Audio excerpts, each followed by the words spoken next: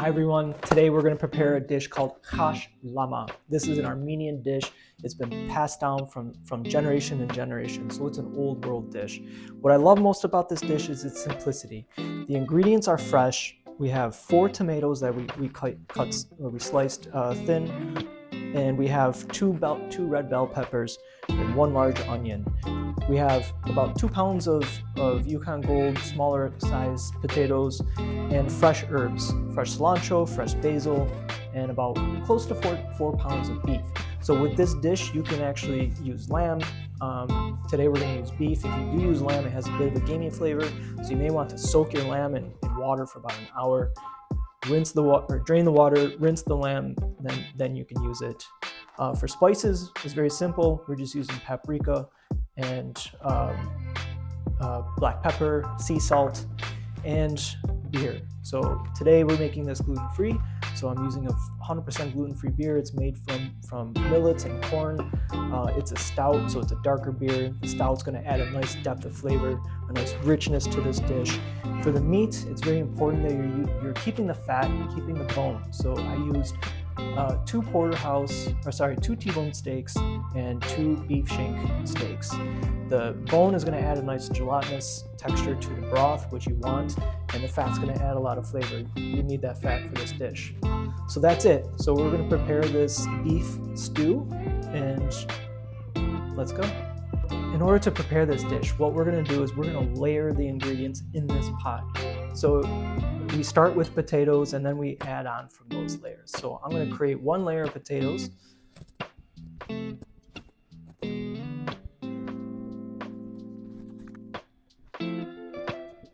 We'll sprinkle some salt, some sea salt onto the potatoes. We'll create the next layer with some beef cuts. And you can see the size of the beef cuts that we're using. We're cutting smaller sections out. Some of them are going to have bone, some of them are not going to have bone. It's totally okay. We're going to cook this down for a couple hours. The beef is literally going to fall right off the bone. And that's what you want. It's a very rustic dish, and you want the beef to be falling off. It's so tender, it's so soft in your mouth. So we'll sprinkle some black pepper on the beef, some paprika,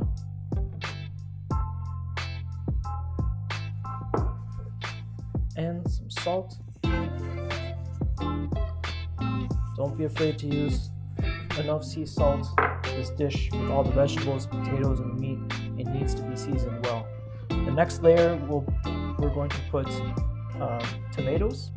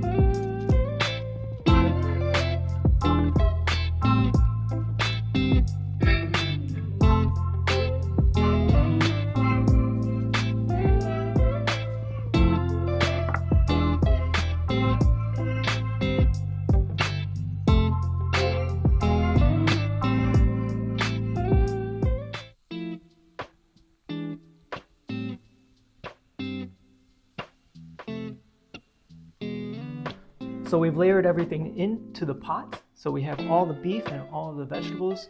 We've topped it with fresh herbs. We've bundled the cilantro together with that string. It helps to extract it out so we don't have pieces of cilantro stems floating around. We're going to cover this. We have the beer into the pot. That's all the liquid we need. We don't need to add broth or water. All the juices from the tomatoes and the onions and the pepper is going to come out into the pot as it slowly cooks. Also from the beef, and all the flavors will melt together. So you don't need to add any more liquid to this. It's enough. All we need to do is just cover this pot and bring this up to a boil. The liquid has started to boil, so now we're ready to turn it down to a slow simmer. And we're going to slow simmer this for 2 hours. So we've brought the liquids up to a boil. We're going to turn the temperature down so that this is simmering for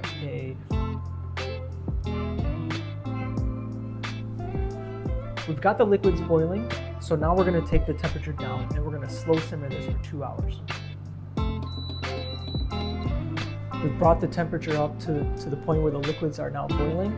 We're going to keep this pot covered and we're going to slow simmer this for 2 hours until the beef is tender and falling off the bone. So we'll drop the temperature down and keep this at a nice slow simmer for 2 hours. Okay, our dish has been simmering for 2 hours. It's ready to go. The meat is nice and tender, I've checked, and we're ready to plate the dish.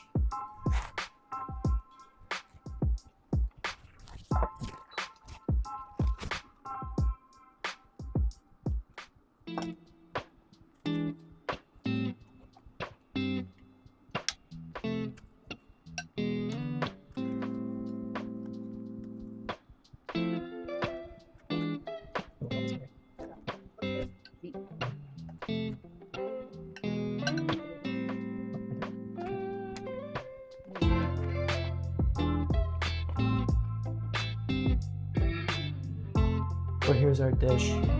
We have some tomatoes, bell peppers, potato, and the meat. Top this with some fresh chopped cilantro. Look at how amazing this looks. Look at how rich, dark and rich the broth turned out. What I really like about this dish is when you cut into your potatoes, it just soaks up the juice. And look at how tender the meat just falls apart.